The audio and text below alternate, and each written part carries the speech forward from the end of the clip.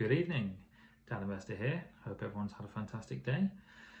I've had a moderately busy one. I've had a day of ticking things off a list that have been necessary. So I've been trying to get in contact with the estate agent for the 2-3 beds. They've been not answering at all, which I mean is not the best sign in the first place anyway. So I've decided I'm just going to go in tomorrow. I'm going to go and speak to them face to face, try and find out a little bit more information as to why the vendors have rejected the 2 offers, whether it's the money that's been offered, whether it's the situation, whether it's the deal, or any unknown circumstances. So we'll see how that goes.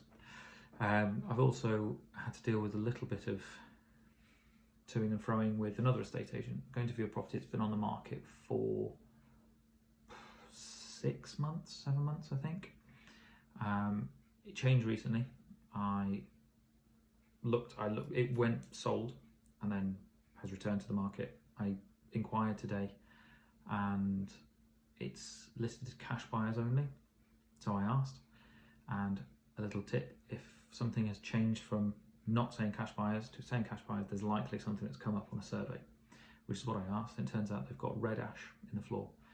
For those that don't know, red ash means that there's basically a substrate in the concrete that's been poured that is more prone to absorbing moisture and therefore could crack easily, and subsidence is much more likely, which means it's not really mortgageable, hence the cash buyers, and it's not insurable either. So you definitely don't want to do that. So I'm going to go and have the viewing tomorrow. There was a lot of toing and froing with the estate agent because I mentioned the fact that I was potentially looking to do something a bit more creative, because I'd asked about other properties that are sticking on the market, and they said, well, are you looking to do this with this property? And I said, well, potentially, depends on the property. It depends on the property. I need to view it, need to see what it's like, and I need to understand the vendor situation as well. So yeah, I think they actually used the terms, I don't really want to waste my time, which wasn't ideal, but nonetheless, they came around, they asked the vendor. It just goes to show that persisting a little bit, not pushing your point across, but persisting a little bit and explaining why you're asking the questions you're asking, or how you might still be able to help, could get you a viewing. Doesn't mean you'll get a deal, doesn't mean the vendor will accept, but at least gets you a viewing to see it, so that the vendor doesn't the estate agent doesn't just exclude you from doing a viewing because they just think you're going to waste their time. So fingers crossed on that one tomorrow. I'm still waiting on a viewing for the 10 bed. So I've decided I'm going to take matters into my own hands, and I'm going to go and knock on the door. Either knock on the door or I'm going to leaflet drop the area because it's not too far away. So I'm going to go leaflet drop, see whether anyone's in. If I don't hear anything from that, because I know that the vendor's very motivated and desperate, if I don't hear anything from that, I'll probably go and knock on the door early next week.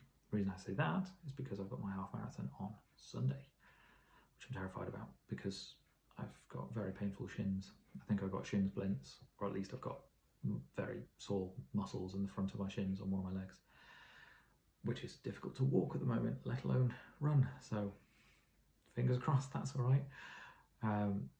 But yeah, I don't know what else there is to talk about. Yeah, I found a few properties that fit the bill of maybe 2-bed to 4-bed HMO conversions at a pretty low price point as well, so not bad. So yeah, plenty to be cracking on with, plenty to be doing. So yeah, I do also have one thing that I'm going to be looking to source investor funds for, because it's not something that any investors I've got currently are interested in. But there is a property I have got where you could buy it for the amount it's advertised now, and then honestly refinance it onto a mortgage and get all of the money out you bought it for, all of it, because the GDV is over 75%, or the price is over 75%. Under 75% of the GDV, which is the gross development value. In other words, the actual value of the property. So if there are any investors who would like to part own a property or half own a property and get all of their money out, which to me is a no-brainer.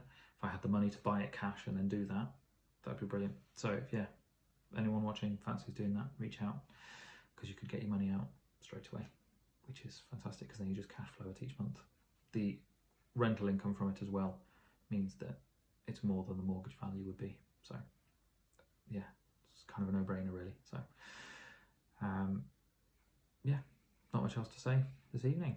So I shall leave everyone to it. Dad Investor over and out. Hope you've had a wonderful day. Hope you have a wonderful rest of your evening. And as always, speak to you tomorrow.